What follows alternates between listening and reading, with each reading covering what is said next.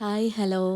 നല്ല രീതിയിൽ കോൾഡൊക്കെ പിടിച്ചിരിക്കുകയാണ്. ഈ ക്രിസ്മസ് ഈ ഒരു ഡിസംബർ മാസമൊക്കെ ആയി കഴിഞ്ഞിട്ടുണ്ടെങ്കിൽ നല്ല തണവും മഞ്ഞുമൊക്കെയാണല്ലോ. അപ്പോൾ അതിൻ്റെ ഒരു ആഫ്റ്റർ എഫക്റ്റ് ആയിരിക്കാം. അത്യാവശ്യം നല്ല രീതിയിൽ കോൾഡൊക്കെ പിടിച്ച് മൂക്കിൽ കൂടെ ഒരു തരി ശ്വാസം പോലും എടുക്കാൻ പറ്റാത്തൊരവസ്ഥയിലാണ് ഞാൻ കടന്നു പോയിക്കൊണ്ടിരിക്കുന്നത്. അപ്പോൾ ഇതിനിടയിൽ 24-ാം തീയതിയാണ് നമ്മൾ വീട്ടിലേക്കുള്ള കുറച്ച് ലൈറ്റ്സും കാര്യങ്ങളൊക്കെ വാങ്ങിക്കാൻ വേണ്ടിയിട്ട് നമ്മുടെ ബ്രോഡ്വേയിലേക്ക് പോയത്. അപ്പോൾ അതിൻ്റെ കാഴ്ചകളാണ് നിങ്ങൾ ഈ കണ്ടുകൊണ്ടിരിക്കുന്നത് കേട്ടോ. ഞാനും പതിവ് പോലെ തന്നെ ഞാനും പ്രണവും കൂടിയാണ് പോയത്. ഈ ലൈറ്റ്സൊക്കെ കണ്ടോ? സാധാരണ ഈ വഴിക്കൊക്കെ ആ ഒരു സമയത്ത് എന്താണെന്ന് വെച്ചാൽ ഈ ക്രിസ്മസ് ആ ഒരു മന്തിൽ നമുക്ക് ഇങ്ങോട്ടേക്കൊക്കെ വരാൻ ഭയങ്കര ബുദ്ധിമുട്ടായിരിക്കും. നിറയെ ആളുകളും കുട്ടികളും ബ്ലോഗ് എടുക്കാൻ ആളുകളൊക്കെ ആയിട്ട് വാങ്ങിക്കാൻ വരുന്നതിനേക്കാൾ കൂടുതൽ കാണാൻ വേണ്ടി വരുന്നവരാണെന്ന് എനിക്ക് തോന്നിയിട്ടുള്ളത്.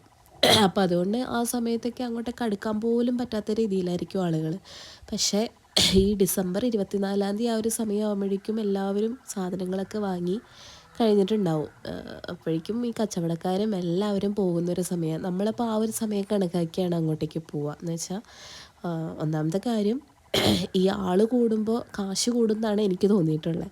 ഇതെല്ലാം പോയി കഴിയുമ്പോൾ കുറച്ച് സാധനങ്ങൾ മാത്രമേ അവരുടെ കയ്യിൽ മിച്ചം ഉണ്ടാവുള്ളൂ. അപ്പോൾ അത് നമുക്ക് നല്ലൊരു റേറ്റിന് നമുക്ക് ബാർഗെയിൻ ചെയ്യുകയാണെങ്കിൽ കിട്ടും. ഞങ്ങൾ 50 മീറ്ററുള്ള ലഗ്സിനൊക്കെ നമ്മൾ ഏതാണ്ട് ഒരു 350 രൂപ ആ ഒരു റേഞ്ചിലൊക്കെ നമ്മൾ പർച്ചേസ് ചെയ്തായിരുന്നു.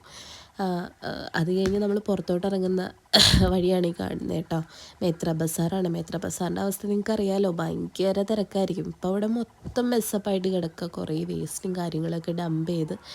സ്വാഭാവികമാണ്, ഒരു ഉത്സവം കഴിഞ്ഞ് കഴിയുമ്പോൾ ഉത്സവപ്പാടം എങ്ങനെ ഇരിക്കും അതുപോലെ തന്നെയാണ് മേത്ര ബസാറിലും ഈ ക്രിസ്മസ് സീസൺ കഴിഞ്ഞിട്ടുണ്ടെങ്കിൽ ഉണ്ടാവുക. അപ്പോൾ ആളുകളൊക്കെ പോയി. സാധാരണ ഈ വഴിക്കൊക്കെ